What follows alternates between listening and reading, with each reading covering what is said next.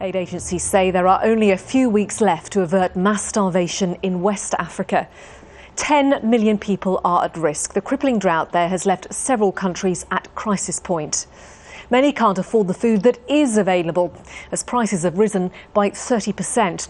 The harvest itself has fallen by 30% in Niger and 34% in Chad, two of the poorest countries in the world.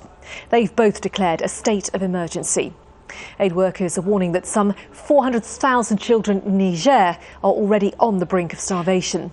Well, two charities, Oxfam and Save the Children, have now launched aid appeals for those hit by the drought. Al Jazeera's Charlie Angela has more. The alarm bells started ringing months ago, but the world wasn't listening. With 10 million people across West Africa facing starvation, aid agencies are now desperately appealing for $10 million to avert a disaster they saw coming. A vicious circle of drought, failed crops and rising food prices is causing major food shortages across the region. Oxfam's regional director says people are resorting to desperate measures. In parts of Chad and Niger, they are digging ant holes, ant houses for grains, or eating wild fruits and leaves, or even maize that is available for poultry feeding. So it's really a very difficult situation in the moment. States of emergency have been declared in Niger and Chad, two of the world's poorest countries. And it's the most vulnerable who will suffer first. Malnourished children are already pouring into clinics in Niger.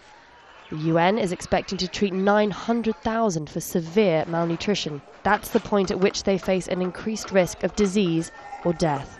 The region is still reeling from a food crisis 5 years ago, when 3.6 million faced the threat of famine. The situation is as bad as it was in 2005, maybe even a little bit worse.